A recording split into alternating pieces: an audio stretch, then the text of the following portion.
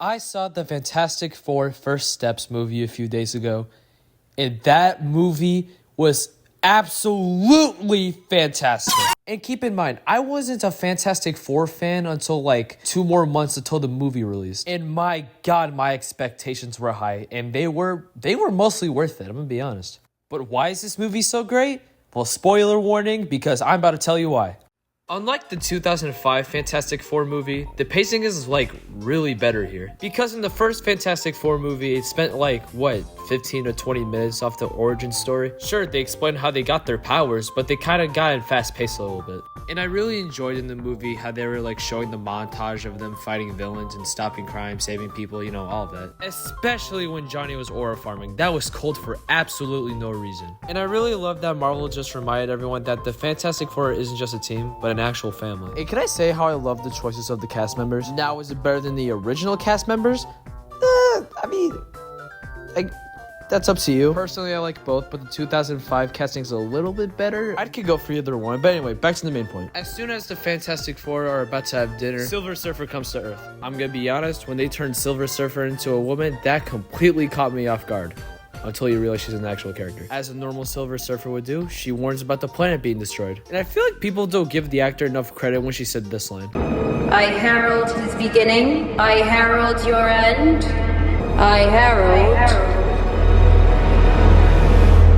Galactus. Complete cinema. So yeah, because of that, they go to space to find Galactus. And guys, let's be honest, Johnny wanted to kiss Silver Surfer. For people who've seen the movie, I know there's like little side scenes with like the character's development. I'm not gonna really be talking about that right now, because right now I'm just gonna get through the main plot of the story. But once we're done with that, we'll talk about the character development. Anyway, they found Galactus, and this man almost made me piss myself. If I was able to find a clip, I would show you guys, but I literally can't find it anywhere. Oh well, this screenshot's from the same scene, so just pretend you hear his voice or something. I forgot to mention this in the beginning, but since the beginning of the movie, Sue Storm was actually pregnant, and every comic superhero fan knows why that was a big deal. Either way, I'll still explain it. When Galactus saw she was pregnant, Galactus wanted the baby because the baby had a lot of power, and if Galactus eats the baby, then he can rest in peace. Galactus was that desperate that he almost got the baby out. I say almost because they eventually ran away and they head back to Earth, and Franklin was born in the ship. In case you weren't paying attention, Franklin is the son of Sue Storm and Reed Richards. And when they were running away, Silver Surfer was chasing the absolute shit out of them. Like, oh my god, dude, she was literally aura farming.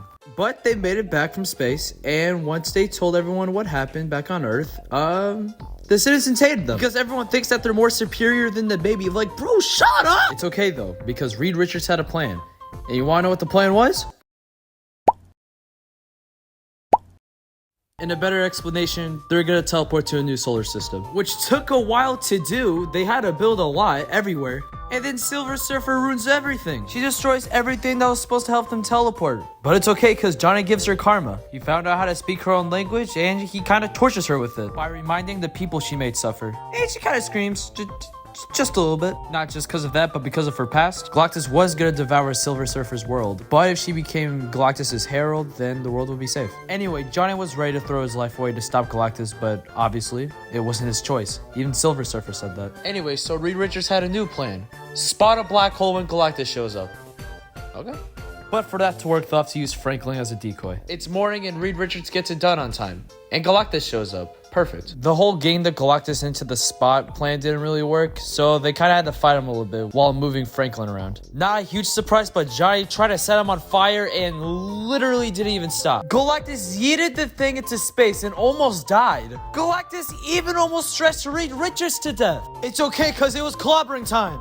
But even after all of that, Galactus still got Franklin. But Invisible Woman came to save the day because she was pushing Galactus right into the target where the black hole was. It was eventually activated, and Sue Storm gave it her one last push to push him right in the black hole. And whoever hasn't seen the movie, Franklin's fine, guys. But the black hole didn't work, and oh wait, Silver Surfer's here, guys. And then she pushes Galactus in there, and now they're both trapped in the black hole.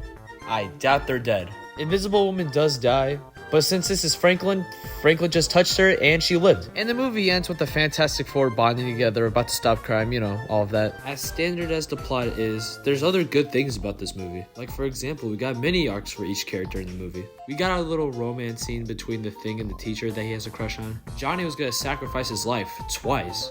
And that shows that he's not just a goofy character, but will risk his life if needed. We even got a speech from Sue Storm for the citizens, saying just cause the world's at risk doesn't mean she'll allow anything to happen to it. Which you gotta give the movie props for giving better development for these characters. The movie really tries to make you get attached to these characters, and it kinda worked for me. Even though I kinda wish we got more in the thing, but you know, it is what it is. Another thing that I like in Fantastic Four First Steps is that they really do Johnny's character better. I can't really speak on Fantastic because I've never seen the movie, but in the first Fantastic Four movie, it was just focusing on Johnny just being a goofy guy. But in the new Fantastic Four movie, he was able to learn a new language he's never heard of before in just a couple of days. That might be accurate. Not to mention that Johnny doesn't bully the Thing now, or anyone else for that matter. He's just goofy in general, which makes you love their bond in this movie. They're hilarious together. If I did have to complain though, I just wish that this movie was a bit longer, because if you go back to the trailer after watching the movie, they cut a lot of stuff. On top of that, maybe a bit more Galactus. Like,